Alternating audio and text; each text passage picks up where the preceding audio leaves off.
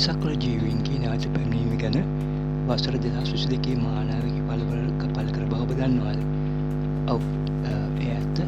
වසර 2022 වෙනකොට ඔබට මතක ඇති පිරිසක්වල ජීවීන් හමුවීම දැකීම ඔවුන් ගැන තොරතුරු අඩු වෙමින් පැවතුන හේතුව 2012 ආසන්න වෙනකොට 2012න් පස්සේ පිරිසක්වල ජීවීන් පෘථිවියට නිදහස දීලා ඉවත් වෙලා ගියා.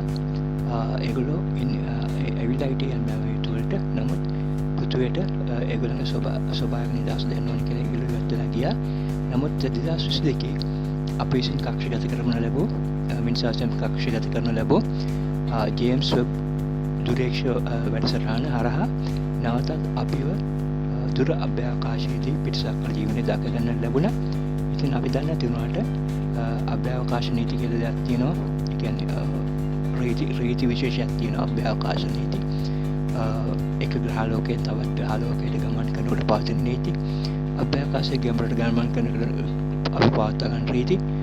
මේවා ගැන අපි තාම දන්නේ නැහැ. මොකද අපි අභ්‍යවකාශ යුගයේ මුල් අදියරේ ඉන්න ජාතියක්. ඉතින් අපේ අතින් නීති රීති කඩ කරලා තිබුණ බව මට නිරීක්ෂණය වුණා 2022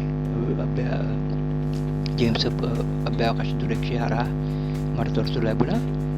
පුළුවන් නම් මේක වළක්වන්න නැත්නම් පිටසක්වල ජීවීන් ඒ කියලා. නමුත් ඔබ දන්නවා නාසා ආයතන විසින් මෙහෙම වැඩසටහනක් මට ඒ වෙලේ ඒක නතර කරන්න කියලා තිබුණේ.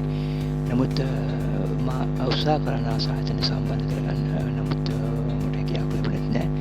අනික මා දුන් තොරතුරු නිවැරදි කියලා වුණ පිළිගන්නේ කියන්න බෑ. මොකද මම දෙන්නේ භෞතික මට්ටමේ ඉන්නවන තොරතුරු.